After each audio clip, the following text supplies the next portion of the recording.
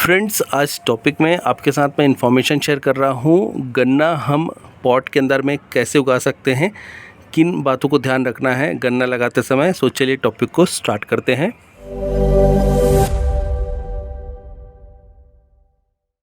Friends, गन्ना एक प्रकार की घास होती है जो कि अपने इस डंठल के अंदर में, अपने तने के अंदर में सुक्रोज यानी कि शर्करा की मात्रा को स्टोर करके रखती है, जिस कारण से गन्ना मीठा लगता है।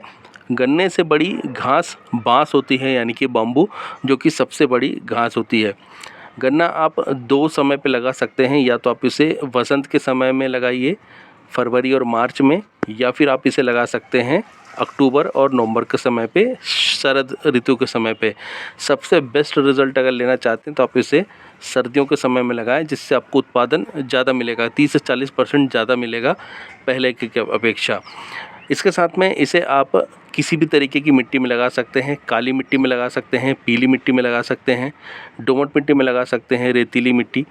लेकिन बहुत ज़्यादा पत्थर के टुकड़े या रेत नहीं होना चाहिए मिट्टी में, इस बात का ध्यान रखना है। मिट्टी में से पानी आसानी से निकल जाए, इस बात का ध्यान रखना है। अब बात करेंगे फ्रेंड्स गन्ना लगाने की विधि के बारे में। गन्ना आप दो तरीके से लगा सकते हैं, इनडायरेक्ट मेथड और डायरेक्ट मेथड। इनडायरेक्ट मेथड में आपको क्या करना है, आपको इसके जो बीज हैं यानी कि ये जो गठान होती है, इसको बीज बोलते हैं, इसको आपको ले लेना है और पानी में छोड़ देना है। जब इसमें जड़ें आने लग जाएं तब आप इसे सॉइल में ट्रांसफ़र करिए। दूसरा तरीका है डायरेक्ट मेथड। डायरेक्ट मेथड में दो तरीके हैं, आप पौध भी तैयार कर सकते हैं या सीधे मिट्टी में भी लगा सकते हैं। पौध तैयार करने के लिए आपको क्या करना है, ऐसी ये जो नोड एरिया है, गठान, इसको ले लेना है जिसके अंदर में ऐसी आई होगी, वही काम की है। और फिर इसके अंदर में आगे जाके इस तरीके से आपको पौध निकलती दिखेगी। तो इसे आप छोटे पॉट के अंदर में लगा सकते हैं, करीब 1 इंच नीचे दबा देना है।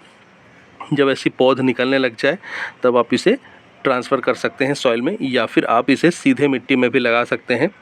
कुछ 1 से 2 नोड या 3 नोड 4 नोड तक ऐसी आप ले लीजिए जिसके अंदर में आई हो, उसे आप इस तरीके से लेटा करके या फिर ऐसे खड़े भी सॉइल में लगा सकते हैं। दोनों ही तरीके से लगा सकते हैं और दोनों मेथड काम करते हैं। आप इसे डायरेक्ट मेथड से लगाएं, इनडायरेक्ट मेथड से लगाएं, सभी तरीके से काम करता है।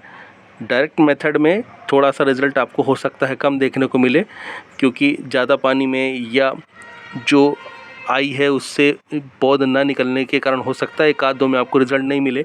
और अगर आप पौध तैयार करके लगाते हैं तो आपको 100% रिज़ल्ट मिलता है, क्योंकि पौध जब तैयार हो गया तब आपने ट्रांसफ़र किया है। लगाते समय केवल आई का ध्यान रखना है कि ऐसी आई होनी चाहिए, तभी आपको रिज़ल्ट मिलेगा, आपको जो है पौध निकल के आएगी, इस बात को ध्यान रखना है।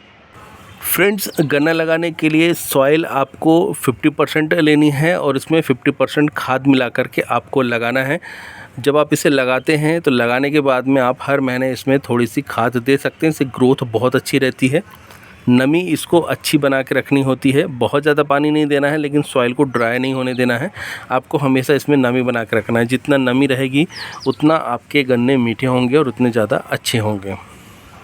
अब बात करते हैं फ्रेंड्स हार्वेस्टिंग की। तो इसे हार्वेस्ट करना बहुत आसान है। आपको नीचे से किसी आरी ब्लेड से या फिर आप चाकू से कट करके इसे अलग कर सकते हैं। एक बार अगर आपने गन्ना लगा लिया है तो कम से कम 3 से 5 साल तक ये चलता रहेगा। दोबारा से आपको फिर लगाना नहीं पड़ेगा, इसे बार बार नहीं लगाना पड़ेगा।